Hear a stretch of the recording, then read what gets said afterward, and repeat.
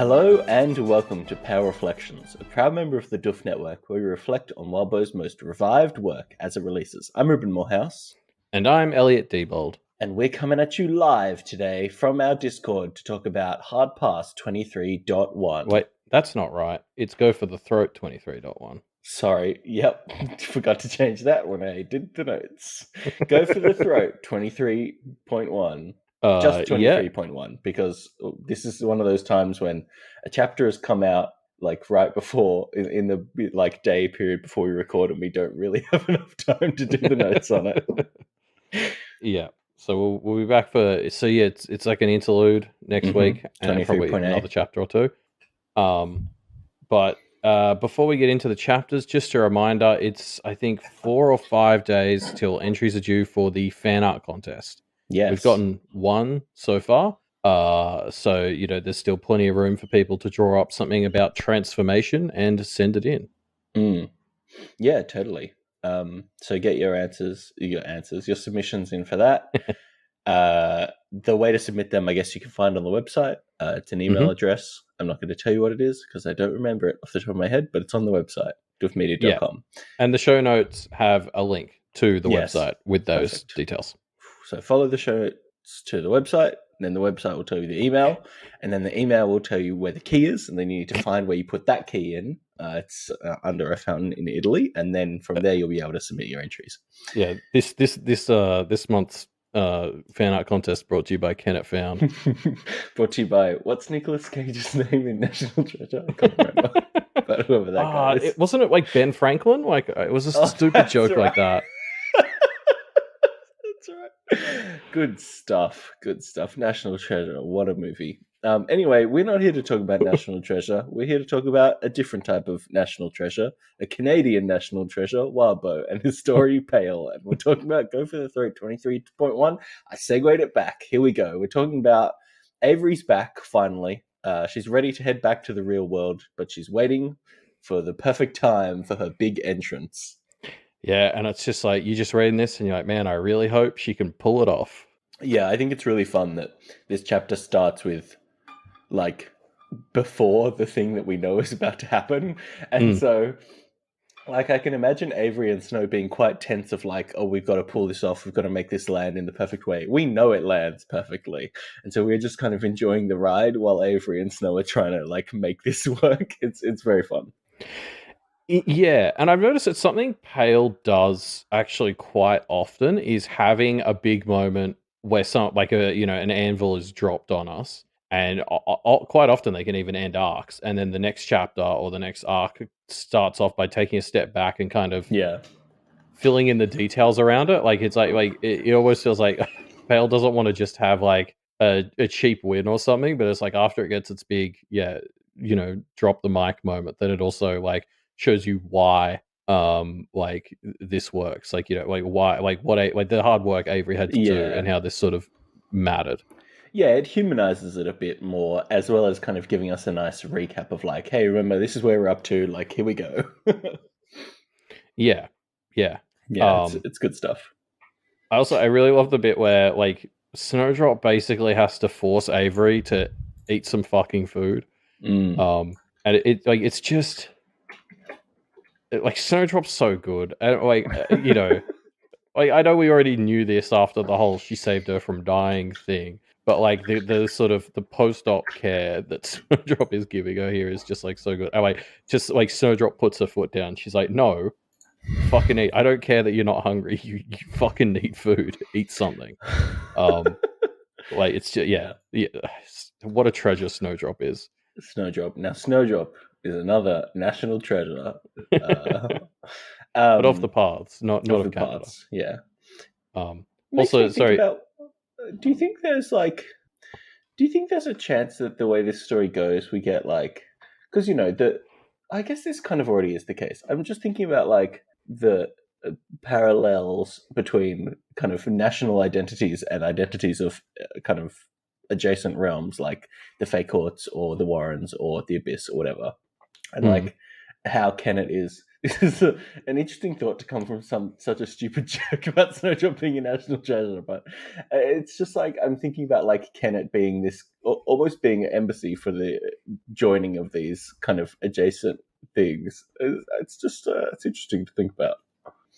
Yeah, well, I mean, definitely with Kenneth Found acting as a bit of a gateway to the Mm, paths. Like, it yeah, definitely does feel like that welcome to everyone who isn't a dickhead vibe that Kenneth has been trying to foster. Like, could, yeah, head in directions like that. yeah, yeah.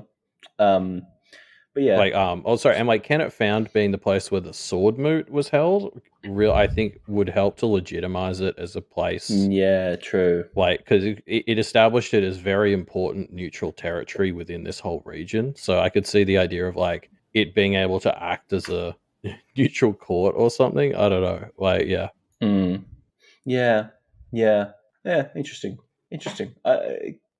I really think. I mean, I guess we're jumping ahead now, but like, I'm totally jumping ahead. Actually, I'll just say this. I wanted to just think about like what is Kennet now that they've maybe won the battle for it. But I think that conversation comes at the end of this chapter, doesn't it? yeah. Let's get there when we get there. Yeah, Coming back to Avery though, I just want to go out. I love she reruns the oh, I've forgotten the name of the path. That's like a the shopping mall. shopping, the Yeah, rolling aisles. Is it? yes, yeah. And I love that this time it's all like a Path gift shop and it's all like Path themed items, and she phrases it to herself as like it's almost as if the Paths themselves are saying, "Thank you for your extended stay. Would you like a souvenir?" Mm, And like, it's one of a few. Like Avery has like a couple of moments in this chapter where you can feel that she's still not all there. Like I think we talked about it more last week, and it was more obvious when she was still like on death's door. But she definitely has moments in this chapter where you're sort of like, oh yeah, she's still a bit frazzled from all the Gate of Ivory and like nearly dying stuff. mm, Um, but I also just love that like this does feel like something the paths would maybe do is like be like, oh, she's been here for a while. Let's do a path. Like, you know, she's a bit more lost because mm. she almost died here. Let's do like path souvenirs. And it's just like, do you think the paths are dickheads or just idiots? Yeah, I mean, I would love those path souvenirs. You know what I mean? Like Yeah, when I they read sounded that, cool.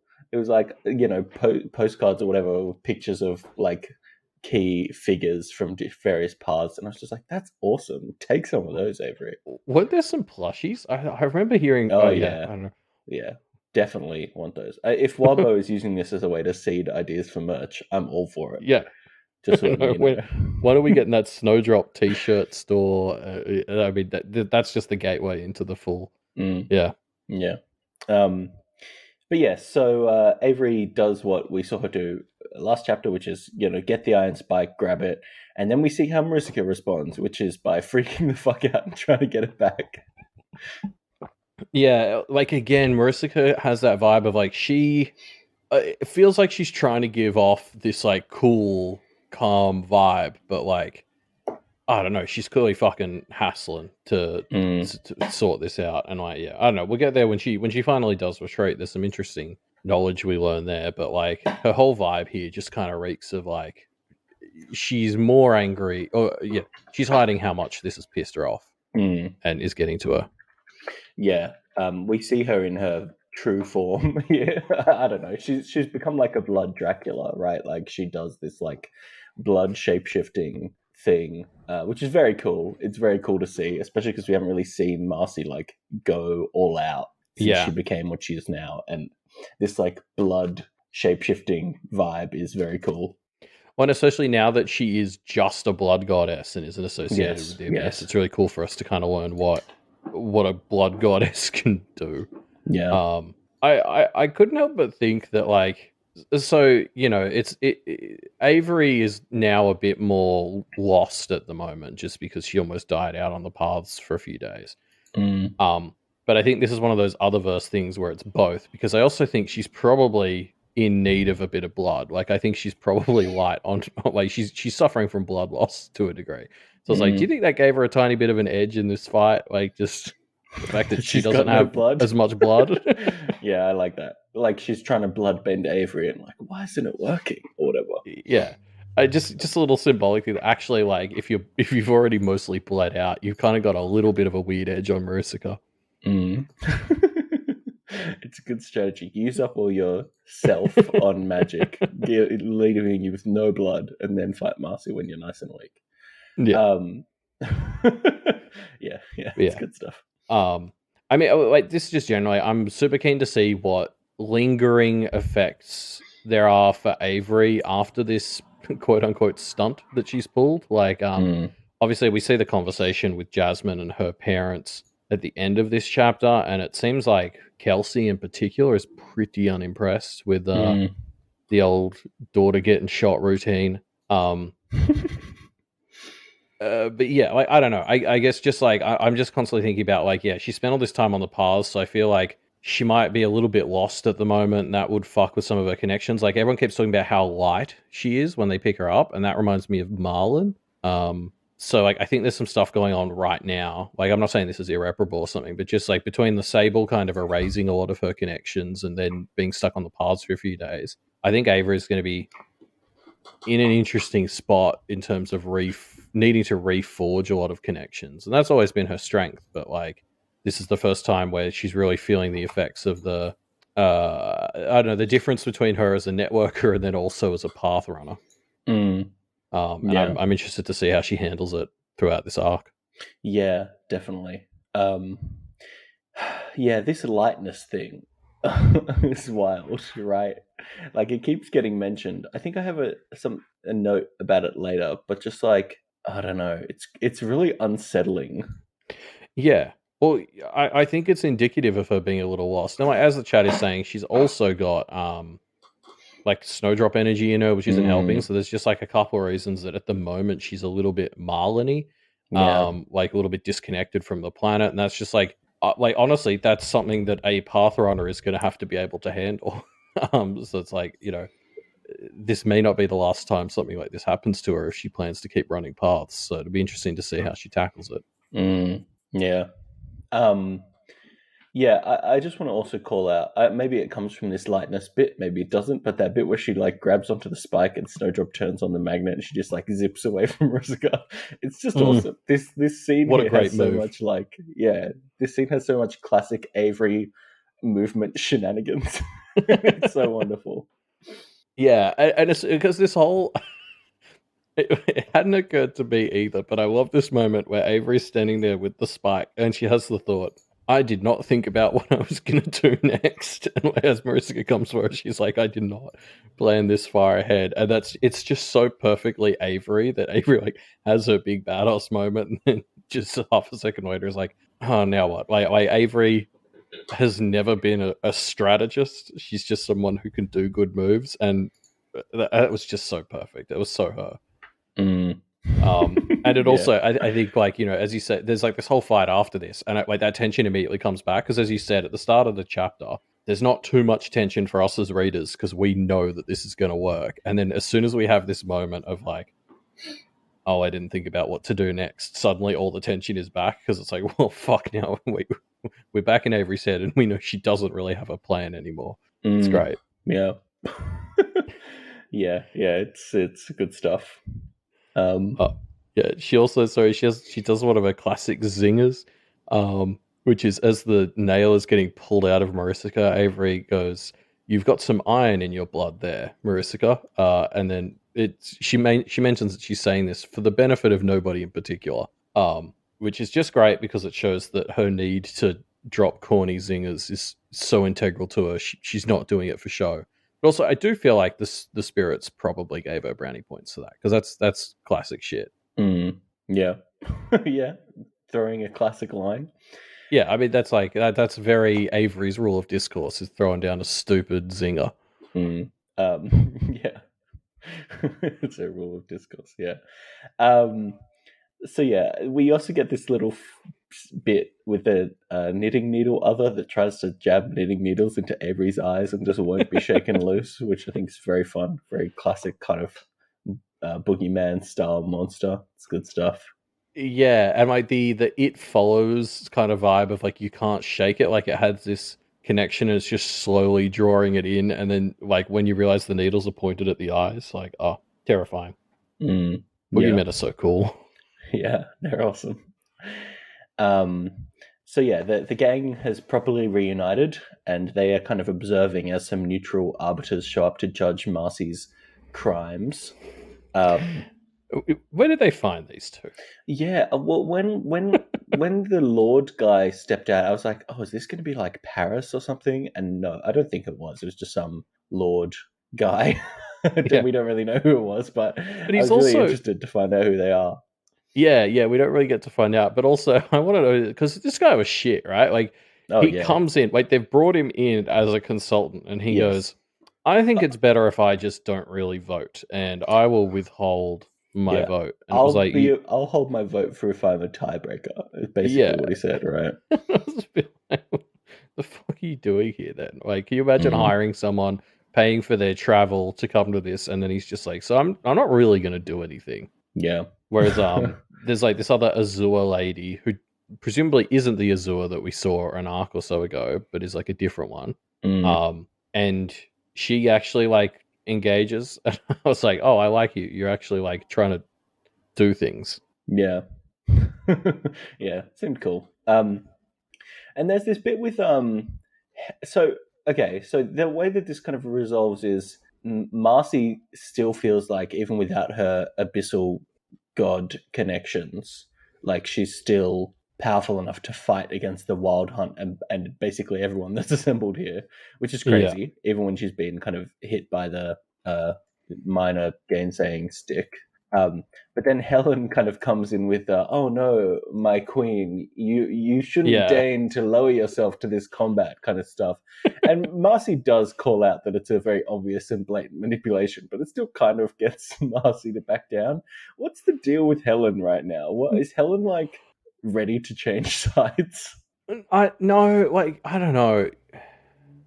Yeah, because that's the thing. Like, I thought Helen's whole thing was that she just wanted to be kind of the dog not on a leash, go crazy. And I would have thought if Marusika had a chance to win this, even if it would have costed with Helen by her side, she would have gone for it. So yeah, I don't know why Helen must have had information from one of her limbs that told her it was better for them to retreat and regroup. I don't know.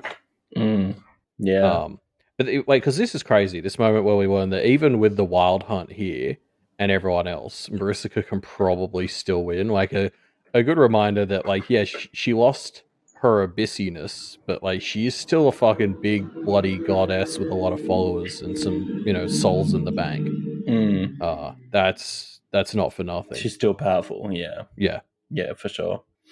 Yeah. Um, I do also love that, yeah, like she has a big speech where she's talking about all these forces aligned with her, so she can build up to her "I can still win" moment, and she has the whole like the abyss turned on me, Mm. and I was just like, well, I don't know, suck it, I guess, but like it's just so funny to me that like apparently the abyss is even shittier to work with than Marisica, I guess, like because the whole like allies that betray you feels like Mariska's cup of tea. So again, it's just another one of the things where I was like, I can see why Mariska was aligned with the Abyss. It seems just as shitty as she is. Mm. Yeah. Yeah, maybe. I don't know. Like, this stuff by Helen was just kind of like, well, yeah. Actually, this is an interesting point by Mirthstrike that Marissa is maybe on much sketchier ground than she portrayed, and Helen's urging was a good excuse to retreat.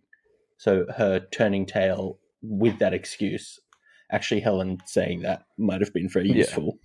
I mean, yeah, like it would be a kind of classic move to be like, I could win this. I Yeah. could win this. But Helen's right. It would be better if I win it later. Yeah.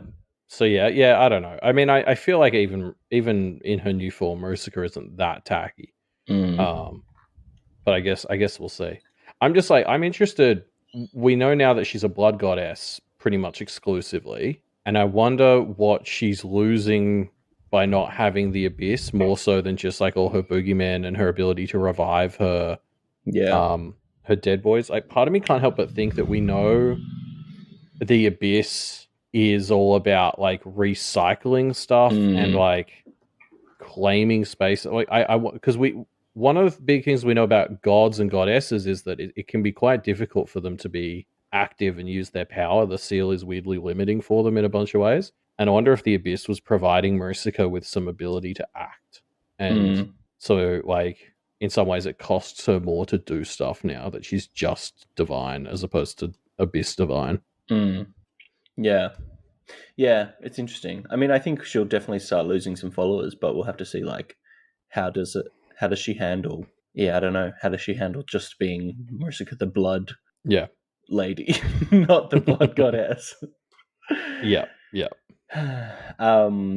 But yeah, so yeah, Marika ends up retreating, which gives Avery the opportunity finally to text her parents, and this is so fucking funny. The heya lead-in thing is so good.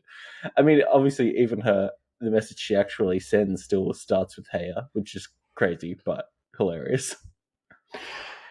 But having said that, like, I don't even know how because she says like she doesn't want to explain to her parents that it was strategy, her faking her death or anything, and like, yeah, fair. But so, what do you even say? Stay tuned for a discussion question maybe on that later. Yeah, because I love that. Like, she's like, oh, starting a text, being alive to your parents with heya, like, can't do that. And I was like, what word do you use though? Like, there's no correct way to open the text that is JK faked my death.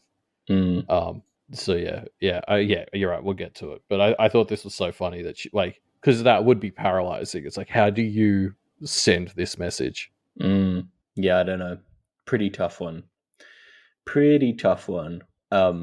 Maybe you just get Lucy to send a text being like, Avery's back, we're bringing her over, and don't have Avery send the text. But then, I mean, that's just delaying the problem, I guess. Well, that's what Lucy was trying to do, and Avery kind of wrote it out. Yeah. Anyway. Yeah. No, I mean, yeah, like this is where we sort of start to transition into the parents showing up, and this is just like, I would love to see more from the awareness, like, because Jazz and Kelsey in particular seem pretty fucking mad about Avery getting shot, and I guess I don't know, it's been since the parents got awarified, they've been begrudgingly kind of letting the Kennedys take on more responsibility and like trying to respect them. And I can't help but feel that this has to be like I don't know, not a turning point, but like there's got to be some snapback now that one of them got shot. And that's what Kelsey kind of like has. Like, I feel like the Awarens are about to step up and try to put their foot down. I think that's a really interesting thing for this story to explore, because I think it's been easy to criticize, especially Jasmine in the past, of maybe being too flexible with Lucy, and kind of too willing to give Lucy sort of rope. And I guess, I don't know, this is just like, this is what I hope is, and we'll get to the Pale Predictor bits, but this is what I hope is part of this arc, is like, I want to see the Awarens kind of actually stand up for themselves, because now they've got a bullet wound in Avery to point out for their concerns. Yes, for sure. Hopefully we see some of that. But Avery gets taken to the hospital, and the parents kind of struggle to figure out what to do next. Pretty messed up situation. Like, I wrote this before reading 23.a, but it's such a difficult situation for them to be in, clearly. It's just crazy. Yeah. This is the thing. I've been getting the Vegas clues from you in the chat about what is in 23.a, and I'm very excited to read it now. But because this was like this section, the end of this chapter, and the way this chapter ends, I was like, because the arc is called "Go for the Throat," and so I was like, oh fuck, we're in for another pretty fighty, action-packed arc. But the second half of this chapter really makes it feel like we're heading into at least half an arc of that kind of rebuilding, recouping, like direction discussing mode that Pale's entered quite a few times. Like, I'm thinking of arc 14 is the easy big example to point to at the time where the story has been like, okay, we just did a big thing. How do we rebuild? Where are we going from there? And like, it feels like this is setting up at least a chunk of arc 23 to be like, okay, before we get to the big fight, the baddies have gone away. It's time for us to start rebuilding Kennet, because they fucking wrecked it. And then also like arcs 21 and 22, where the Kennedys away from their parents really escalating what they were willing to do in this war as the war was escalating with or without them. And I just really like the idea of, as we're trying to rebuild Kennet, also exploring the parental backlash to that, as well as like other social backlash. Like it's going to be tough. The Kennedys are now once again the Kennet practitioners, which is going to be great for them to regain their power a bit. Mm. With Avery being back, but also I'm like, Kennet's pretty fucked up. Yeah. But Liz stayed, so that's nice. Well, yeah. So in comes a mysterious new doctor. Is it a new love interest for Jasmine? It's Liz, It so it could maybe. it could be, yeah, Could yeah. be. What's it? We can't rule it out. Yeah, Liz is here as a male doctor to present themselves as a love interest for Jasmine, which is interesting. They'll have to compete with Anthem, obviously, but in the running.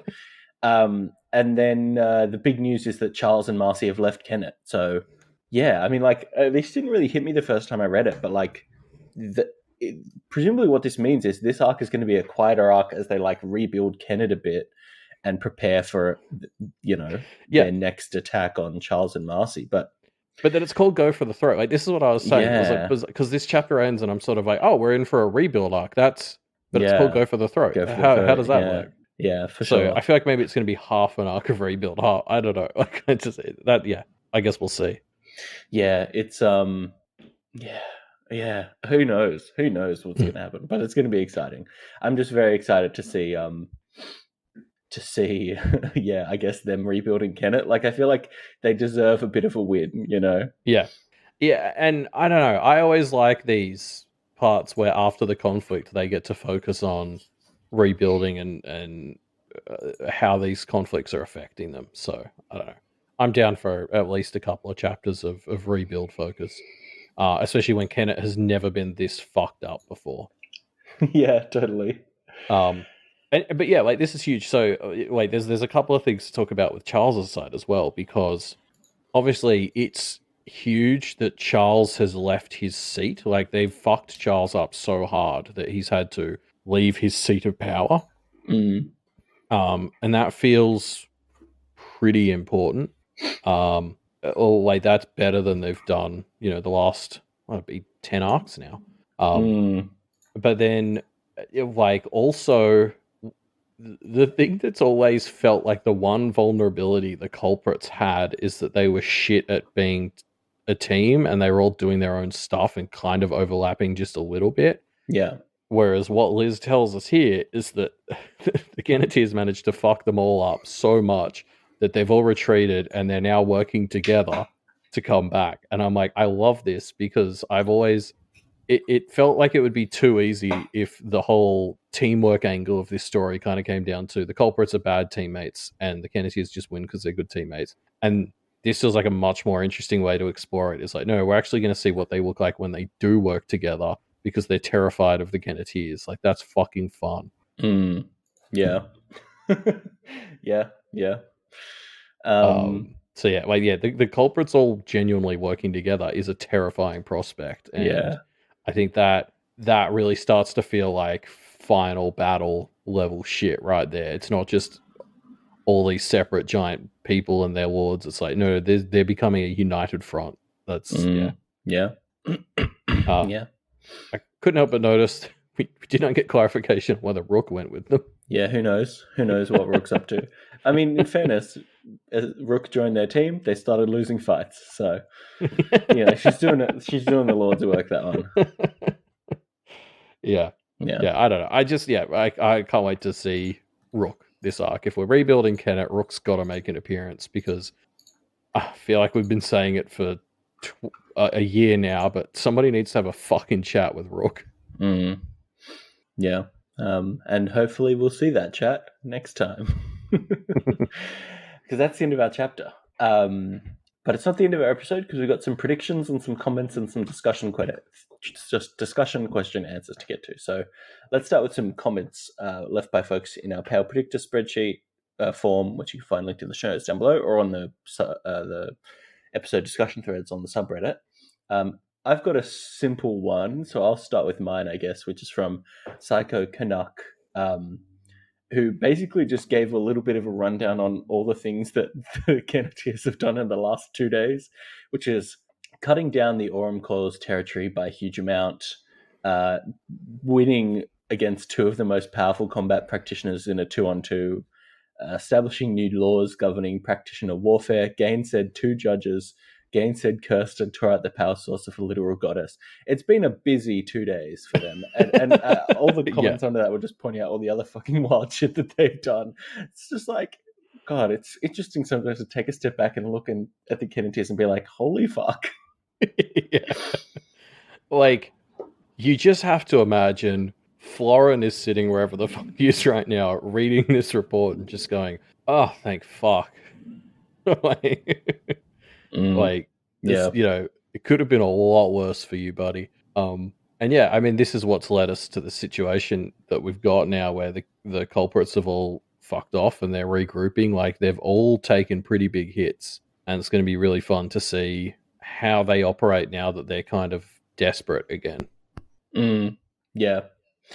It's wild. It feels to me like the culprits are still very scary, but this is the first time Charles has kind of been on the run since he dropped like the anvil on Musa at the end of Arc 17. So I can't also help but feel like if the Kennedys were ever going to start to call in favors from people like Florin, or like try to unite everyone to help them in a final push, like this would be the time to go for stuff like that. Yeah. Be fun. Yeah.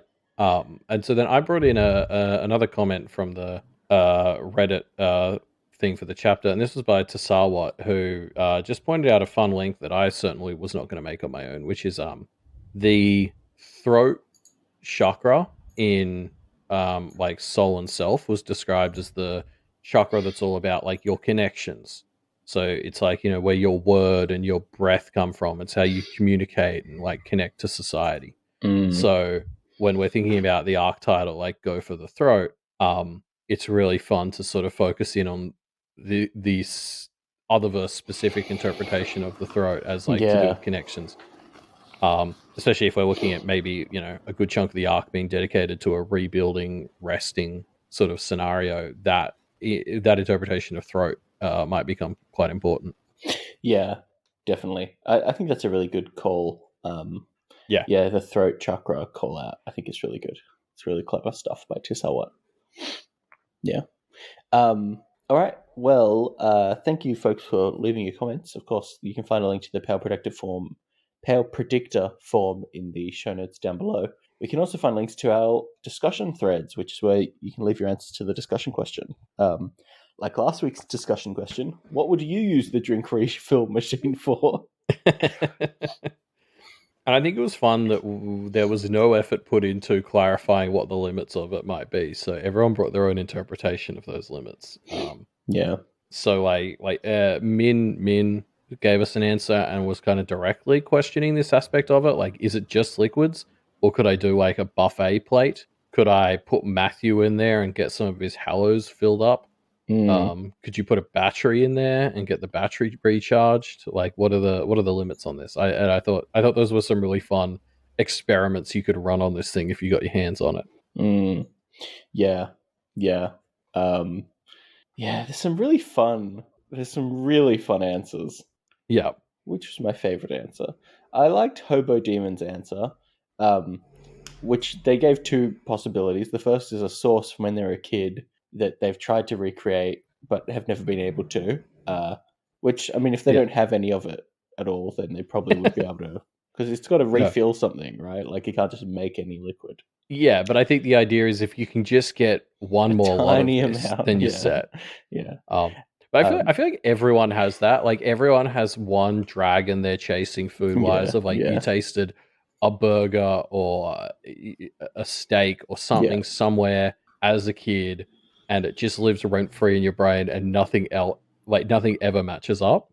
Yeah. So I listened to this podcast called Off Menu, which I think I've talked to you about, but I don't know if we've talked about it on the show before, which is this podcast with James Acaster and Ed Gamble. They bring on people and basically have them recount their or talk about their dream meal of a number of different courses, and what if they could have any meal, what would their dream meal be? And they use that as kind of a jumping off point for kind of loose interviews and food discussion.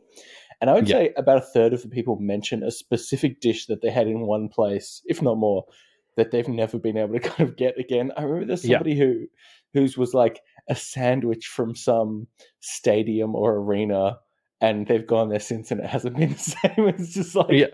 or like this food they saw in an ad once or something, and it's just like there's a lot of these types of things of like the dream thing that you can just never quite find. Yeah, because I think a lot of it is like how you are emotionally totally Yes, affects how you yes, for appreciate that stuff. sure. Like I definitely remember my first time going to my new best friend's place when I was 7. Mm, I went to his house and his mum made me a Vegemite sandwich for mm. lunch, and it was the She just greatest. smiled and gave you a Vegemite sandwich. Yep, and it was the greatest Vegemite sandwich. I've spent the last 23 years trying to recreate that level of Vegemite sandwich, and I've never gotten close. Mm, interesting. And was it just what, like Vegemite on Vegemite Wonder butter White and or white bread. something? Yeah. like, It shouldn't like be the, hard to recreate, I gotta I, say. I know, but there was something about the texture of the bread. There was Mm. like a coldness to the Maybe it was like butter that melted like Vegemite or something, the amount of Vegemite. Like Yeah. I don't know. Like I've just Yeah, interesting. every Vegemite sandwich I've eaten for the last 23 years has been mentally compared to that one and come up short. And it just doesn't feel like this should be that difficult. So yeah. Mm, God, maybe this should be our discussion question. yeah. Yeah.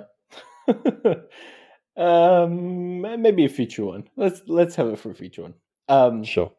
But yeah, anyway, the other answer that Hobo Demon gave was about organs, like being able to reproduce organs in transporter containers or whatever, because they're kind of floating in liquid.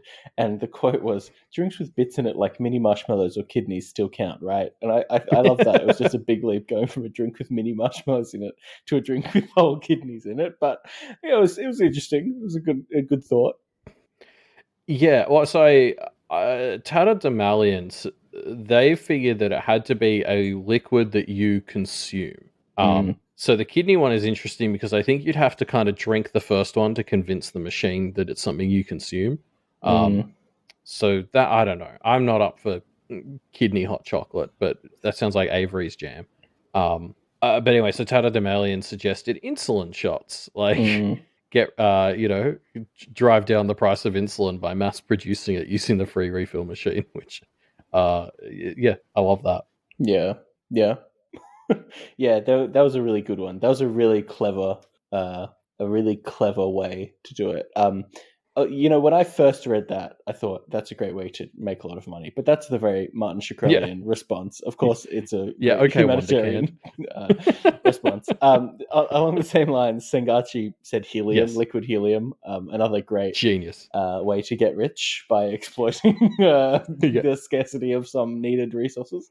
Thumbs But I, up. I think that's a better like because insulin is one of those things where it's like if you've got a lot of it, people need that, and I feel Yeah, obligated yeah, to give yeah. it. Whereas helium's one where I'm like, no, you know what, you fuckheads can pay for this helium. You're all fancy scientists or Yeah, whatever. sure, sure. Yeah, you've Um, got all that big, huge amounts of money that notoriously scientists yeah, get. scientists. I'm pretty sure they're all very well funded. That's Very, the very thing. well funded, very, very wealthy. So, um, but wait, because I remember reading an article like 10 years ago that was talking about how like helium is already heading towards a shortage because it's super important for like a lot of computer and lab stuff.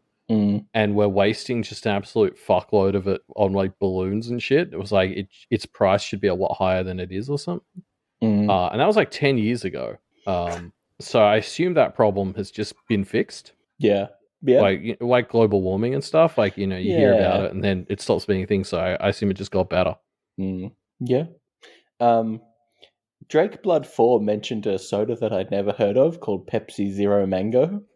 Which look, I mean, I I love vanilla Coke, so I don't know if I'm qualified to talk. I'm just going to Google a picture of it here so I can kind of get a vibe from the bottle. I struggle not to like soft drink Yeah, because I have a pretty disgusting taste and sweet tooth. yeah. But Pepsi Zero Mango sounds fucking dreadful. I'm I don't sorry, know. Drake. The can has a little bit of orange on it and color. That's See, enticing. Fanta is probably my favorite soft drink, and I still That's wouldn't go near this. crazy, Elliot. That's a crazy thing to say. That's like what a 12-year-old would say. Yeah, Be an I have the adult and drink taste. adult soft drinks like Pepsi Zero Mango. What's your favorite jeez. soft drink then, Mr. I Fancy just said Pants? vanilla Coke, so yeah, Okay. I'm not much better. I feel like that's a slightly more refined palate than Fanta, but not by much. I don't think it's been years, well, like over a decade since I had any Coke. I don't think I've ever had the vanilla one.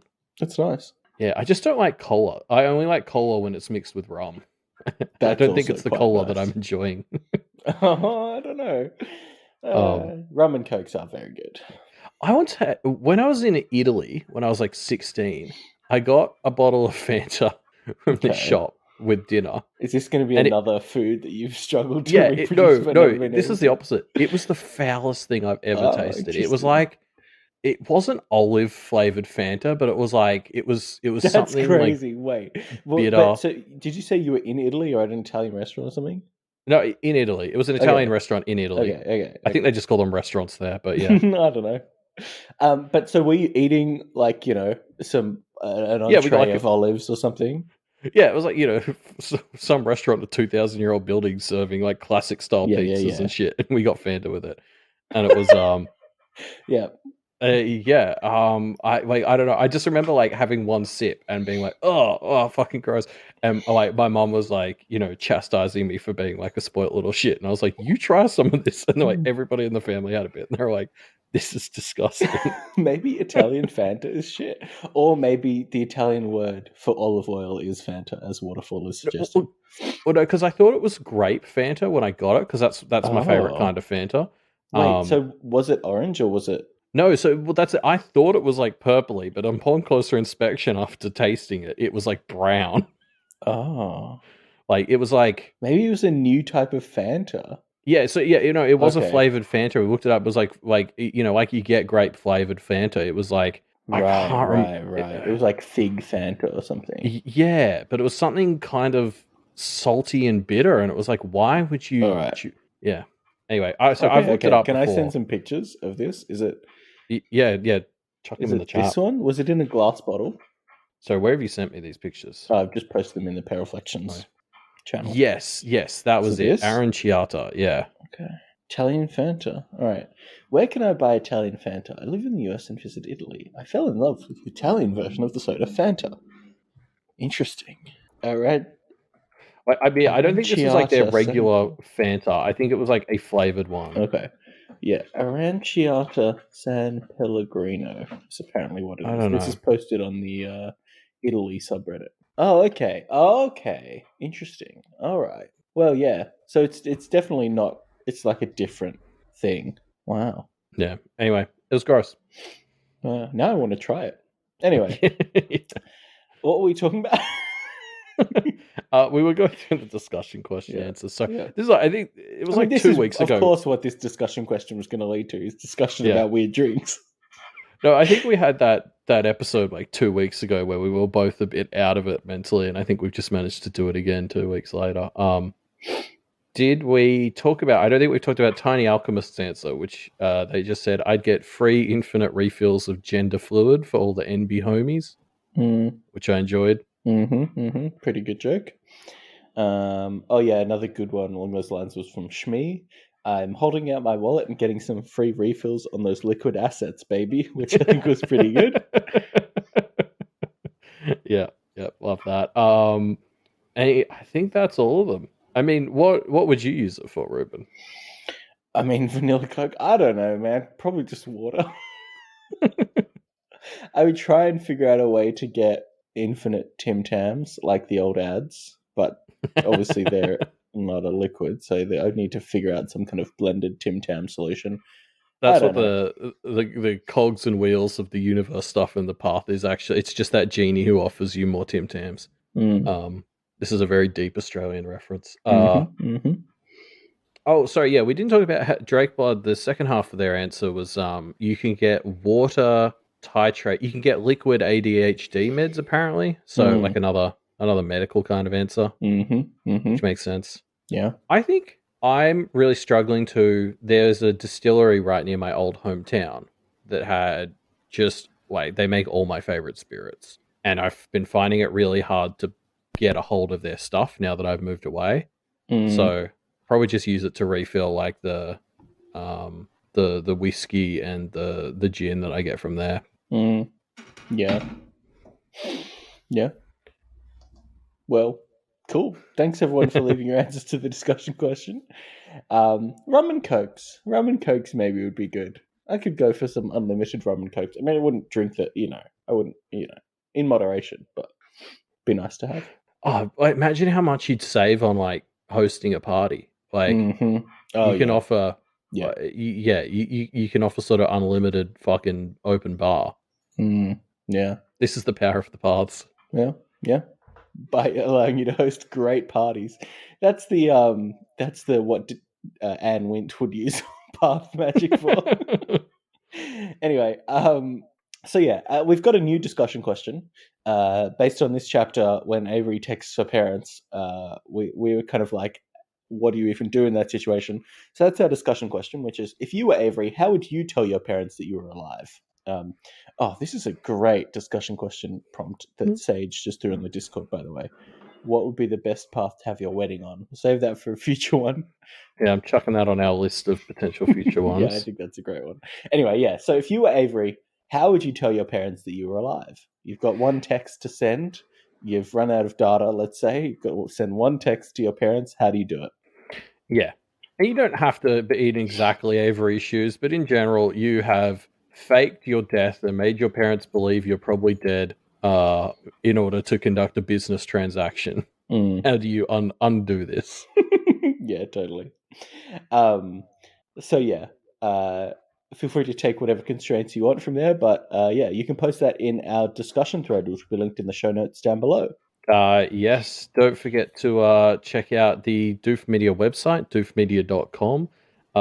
That's the place where you can find out about all the shows on the Doof Media Network and get those details on the fan art contest. Remember, if you're listening to this, chances are it's either too late or you've only got a handful of days to get those drawings in. Or not drawings. You could do. People talked about submitting music and stuff before, and nobody ever has. So be the change you want to see in the world. Yeah. Cool.